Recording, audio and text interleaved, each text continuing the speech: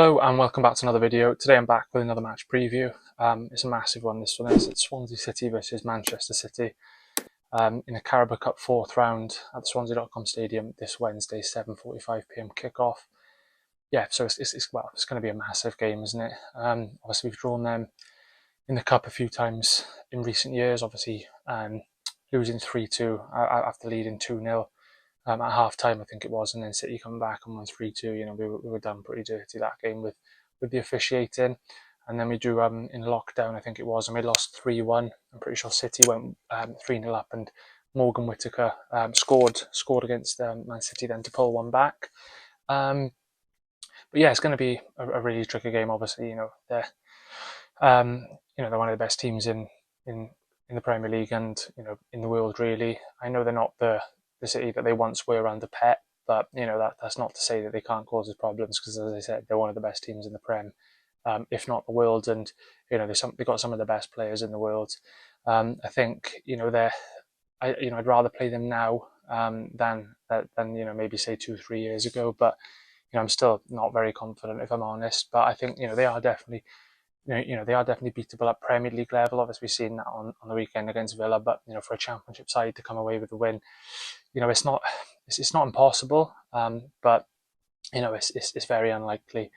And we're not even one of the best sides in our league at the moment. So for us to come away with a victory against Man City, is very unlikely. But miracles do happen. We came very close to beating them before.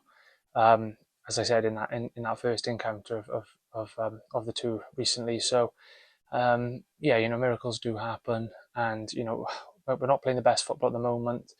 Hopefully, we've got confidence going into the game after the win against Norwich on the weekend. Obviously, City are going into the game on the back of a loss, but I don't think that'll really play a part, and in well, for them anyway. If anything, it'll probably make them want to win more, and it's a competition that Pep will want to win. I know obviously they've won it many times, but Pep always wants to win all the competitions he can, and he always takes them seriously. So it really wouldn't surprise me if they put out a strong squad. In some ways I do want to see a strong squad from City. You want to see the best players play, and you want to give us a challenge. But on the other hand, the more of the better players you play, the harder it's going to be for us. But I think for us, we should play a really strong team. Normally I like to see rotation, a few youngsters come in, but I think against a side like Man City, you probably do want to play your best team. Obviously, previously we did beat Nottingham Forest to obviously get to this round, and that was a tough enough game as it is. And with no disrespect to Forest, but they're a great club, but at the moment they're one of the lower end Premier League sides, and we just about managed to come through that. So this will be a much tougher test again. But I think it's certainly one we should be up for, sold out. Hopefully the fans can get behind the players. But as I keep saying, it's not going to be easy at all. I think we're going to have to play very smart if we are to get something out of this. Maybe sit in deep, try and get them on the counter attack. Maybe a few set pieces, long throws, a few nasty challenges as well. But it's going to be a really tough game, but I'll run you through the injury news for both sides then.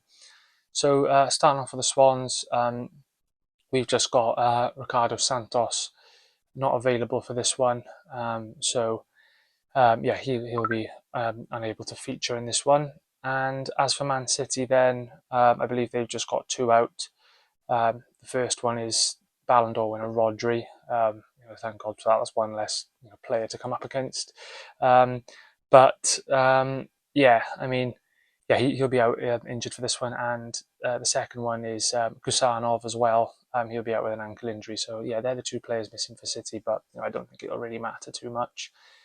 Going on to the key players then. So if there's any Man City fans watching this, I think these are the players for us you need to keep an eye out for. Firstly is Ethan Galbraith, actually United Academy player, so he'll be right up for this one. He's been great for us this season. Certainly someone who can cause problems, and I think he is very capable of playing in a lower end Premier League side. So I think I'll go with him. Secondly, I'm going to go with Zan Vapotnik, on fire at the moment, scored 8 goals this season, and he's already beaten his tally for last season, so I'll go with him. And the third player I'm going to go with is Marko Stamenic. Got the assist for Vipotnik, and I thought he was great on the weekend against Norwich. So yeah, I'll go with him. As for Man City, then, well, I mean, you could go for absolutely anyone, but the obvious one is Erling Haaland. You know, an absolute goal scoring machine. You know, one of, if not the best striker in the world. You know, I think for me it's between him and Harry Kane. You could throw Mbappe in there as well, but yeah, I think, you know, Haaland's, you know, got to be considered at least top two strikers in the world for me. But yeah, I'll go with him. Secondly, I'm gonna go with Jeremy Doku.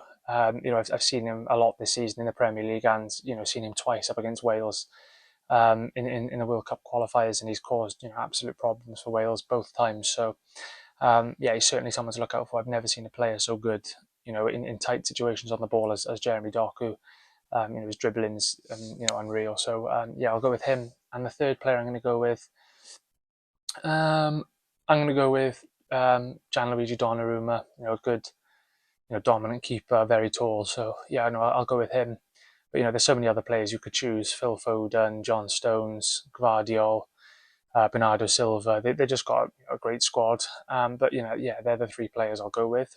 Then the team lineup I'm going to go with for the Swans.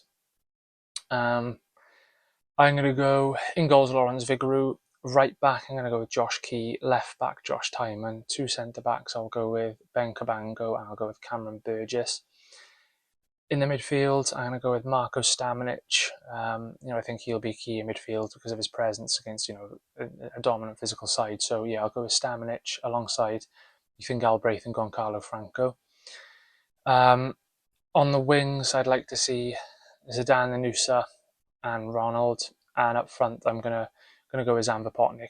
Yeah, I don't want to see too much rotation. You know, I wouldn't be disappointed if Waddell or Benson played. So yeah, but that's the team I'm going to go with. But you know, I wouldn't mind too much if those two players featured or even came on as a substitute. But yeah, finally going on to a score prediction. As I said, it's going to be a really tough game. You know, obviously my head's saying one thing, my heart's saying the other thing. You know, realistically, you're probably gonna go out there and get beaten quite convincingly. But you know, you've always got to back your team. I'm going to say Swansea City 1, Manchester City 1, and I think we're going to nick it on penalties. But yeah, I'm going to say to get the goal for the Swans and Vipotnik, you know, who else could it be? And to get the goal for City, I'll go with Erling Haaland. You know, it's going to be a battle of two of the best strikers in the world, Zan Vipotnik and Erling Haaland. But yeah, that's the prediction I'll go with. Yeah, once again, a massive thanks for watching this, and I'll be back tomorrow with a matchday vlog as normal. So stay tuned, and thanks for watching.